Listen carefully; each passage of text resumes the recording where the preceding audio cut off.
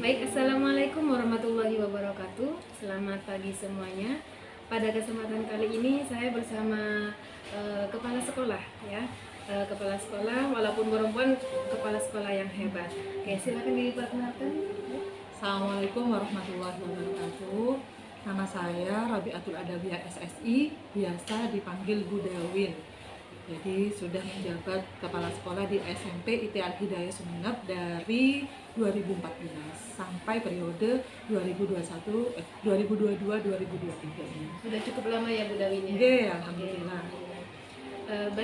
Ini Bu Dawin ada beberapa pertanyaan yang ingin kami ketahui terkait sekolah Bu Dawin ya, SMP IT Al Hidayah Sumeneb. Kita mulai saja ya Bu Dawin ya. Silakan. Oke. Yang pertama terkait sarana dan prasarana sekolah di SMP IT Al Hidayah Sumeneb, apakah sudah mendukung proses pembelajaran? Karena di SMP IT Al Hidayah sudah dari 2011, jadi lumayan lama ya, Iya. 2022 di bulan 2011, sekitar 11 tahun SMP IT berdiri, maka dari tahun ke tahun itu kan ada namanya apa, continuous improvement ya, selalu memperbaiki diri.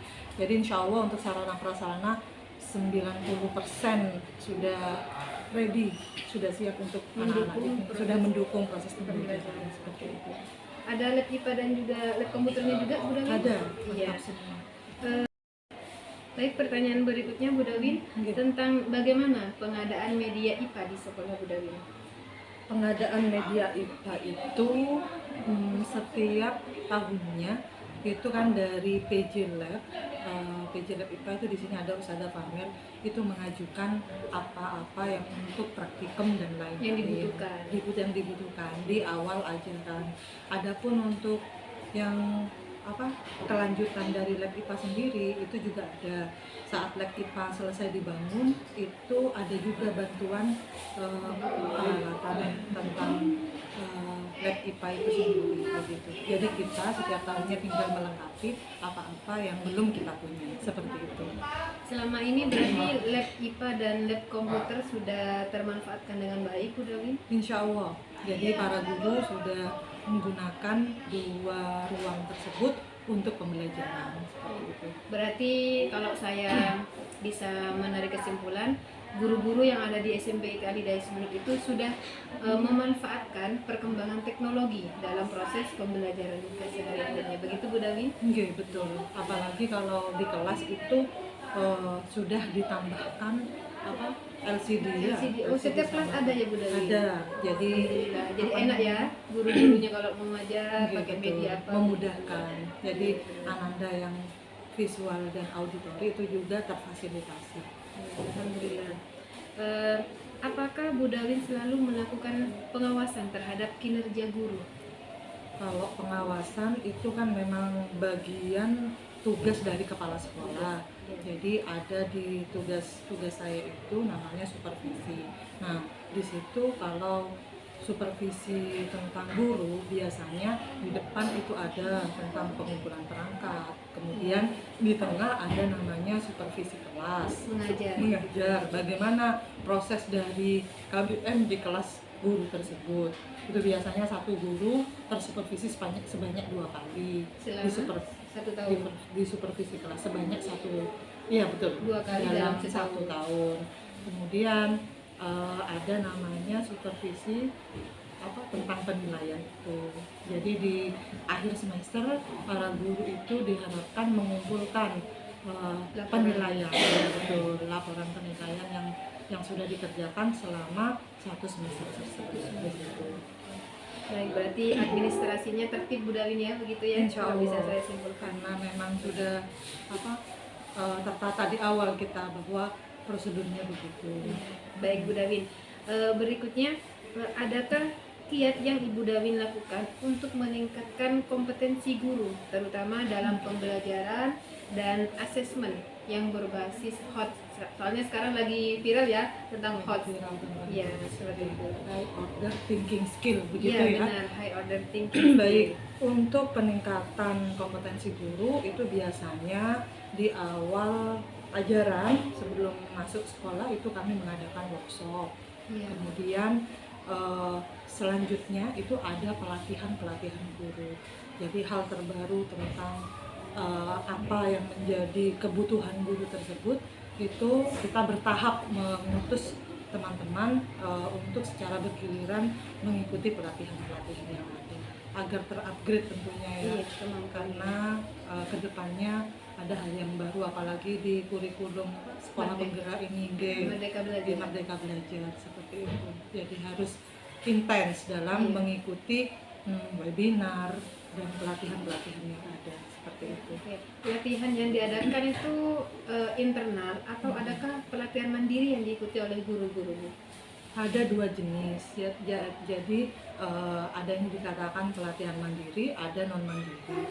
Kalau yang mandiri itu misalkan nih di guru inovasi misalkan yang mengadakan webinar, nah itu bebas teman-teman guru itu mengikuti sendiri begitu. Tapi nantinya dalam rapat misalkan ada ilmu baru yang diterapkan itu bisa sharing di sana. Semacam IHT seperti itu, Bu Davi? Kalau dikatakan IHT bukan mungkin ya. Kalau IHT itu kan seperti workshop tapi pematerinya dari teman-teman kita sendiri. Pernah sih satu kali IHT itu di awal mau mengimplementasikan tahap penggerak di 2021 gitu. Tapi kalau yang pelatihan ini hanya sebatas sharing saja. Sharing begitu. materi dan Iya. ilmu begitu ya, Bu Davi? Karena mereka pernah mengikuti mandiri, apalagi yang non mandiri. Kalau non mandiri itu biasanya pembiayaan pendaftaran, kemudian pulsa paket, kalau itu daring itu dari sekolah. Nah, maka itu wajib bagi teman-teman yang mengikuti untuk mentransfer ilmu Mentransfer ilmu, benar. yang ilmu yang mereka peroleh ke rekan-rekan di sekolah. Seperti itu. Jadi semuanya mendapatkan ilmu yang sama ya, Bu Davi ya? Betul.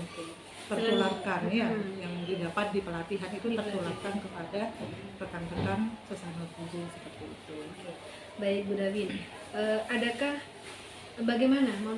Bagaimana pendapat Bu Dawin sebagai kepala sekolah terkait kemampuan literasi dan numerasi siswa di SMP IT Al-Hidayah Sumeneb? Kalau waktu di rapat mutu hasilnya kemarin literasi alhamdulillah baik. Tapi kalau numerasi itu masih ada catatan. Jadi kalau literasi itu memang saya lihat kalau pas supervisi pengamatan di kelas itu ada beberapa guru yang menerapkan setelah waktu mengawali pembelajarannya dengan membaca dulu, ada yang seperti itu. Dan beberapa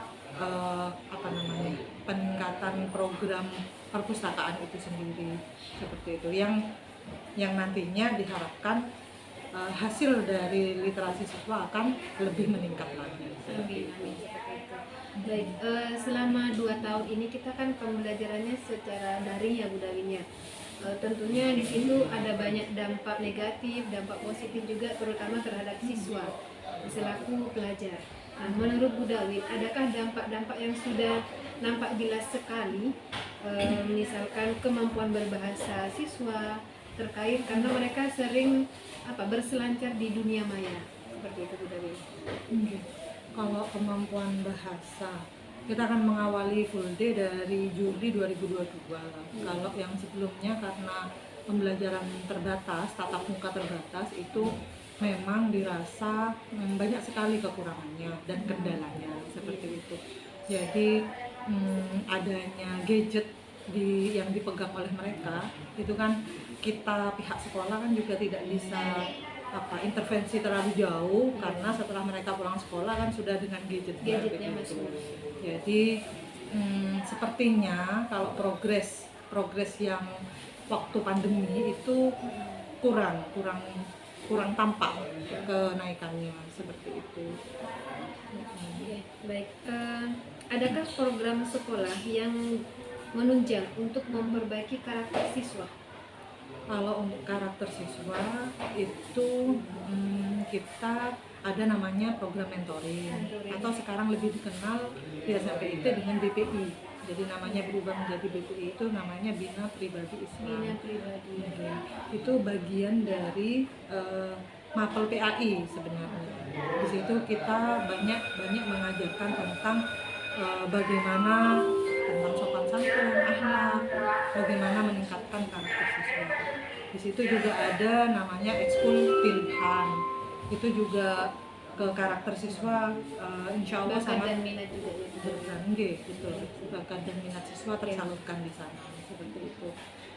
Apakah sudah pernah melakukan pendekatan terhadap siswa-siswa yang misalkan ada kendala atau kesulitan dalam hal belajar, motivasinya rendah, atau mungkin juga pendekatan dengan wali murid atau orang tua siswa, Bu Dawi? Oke.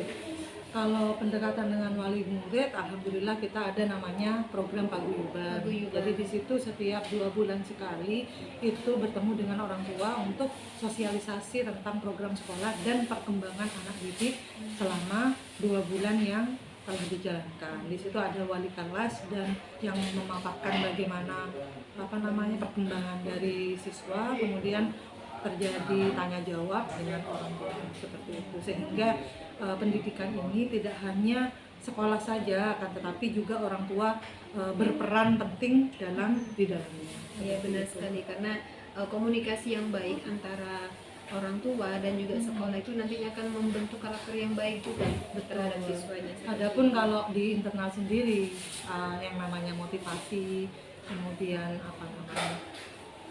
meningkatkan bagaimana guru agar anak kita menjadi semangat belajar, itu insya Allah terus menerus dilakukan. Jadi untuk anak-anak yang dalam tanda kutip kurang, itu juga ada penanganan juga di sekolah yang dikatakan program klinik seperti itu. Oke, misalkan di hafalan dia tidak mencapai target, maka akan mengikuti klinik. Setelah anak-anak yang lain pulang, dia di sini dulu 30 atau 1 jam bersama ustadznya, terus baru dia bisa pulang seperti itu, biar tercapai target sekolah yang diharapkan bisa selesai semua, agar tercapai tuntas. Ya, terakhir nih Bu Dawi, adakah motivasi yang dipunya Bu Dawi selama menjadi kepala sekolah, atau mungkin juga ada harapan-harapan terkait pendidikan berikutnya dan juga terhadap siswa, guru-guru dan juga orang tua? Mungkin silakan Bu Dawi. Oke, baik. Pendidikan itu sangatlah penting ya, apalagi untuk anak-anak di zaman sekarang. Bahwa siswa sekarang tantangannya sangat berat. Kenapa saya katakan sangat berat? Karena di zaman saya dulu itu kan tidak ada namanya HP Android, tidak ada anak-anak chatting WA terus membuka YouTube, nggak ada dulu betul, apalagi itu. Kemudian yang disenangi anak-anak zaman now ya kayak membaca novel, webtoon dan banyak aplikasi lainnya yang di dalam genggaman mereka, yaitu di HP Android tersebut. Akan tetapi kita para orang tua dan pendidik juga tidak bisa pas menafikan ini dilarang, karena juga bisa, karena butuh mau tidak mau butuh juga. Orang tua dan pendidik juga jangan pas membatasi, sudahlah ini tidak bermanfaat, tidak berguna. Nah, itu juga tidak bisa dibenarkan. Makanya dalam hal ini pendidik ataupun orang tua harus bijak dan mampu mengarahkan ya, ada pendampingan seperti itu. Karena manakala anak kita, siswa kita itu bisa menggunakan dengan baik, maka hasilnya akan sangat baik juga, karena di dalamnya itu kan bisa membaca banyak sumber belajar dan lain-lain seperti itu. Bijak dalam penggunaan. Maka dari itu ayo kita semua dibekali oleh pendidikan semacam ada kegiatan kayak parenting di sekolah, monggo diikuti oleh ayah dan bunda, oleh wali peserta didik, agar kita punya juga ilmunya untuk mengarahkan anak-anak kita menjadi lebih baik. Seperti visi SMPIT, yaitu menjadi pembina generasi Islam berprestasi, peduli dan berbudaya. Dan harapannya anak-anak yang dititipkan di sekolah kami di SMPIT Al-Hidayah kelak setelah keluar menjadi siswa yang berkualitas, cerdas, serta mampu memilah mana yang baik dan yang buruk. Terima kasih Bu Dewi. Terima kasih. Baik, sekian bincang-bincang kita kali ini tentang SMPIT Al-Hidayah beserta kegiatan-kegiatan kesehariannya. Semoga bermanfaat. Terima kasih Bu Dawin. Sama-sama. Assalamualaikum warahmatullahi wabarakatuh. Waalaikumsalam.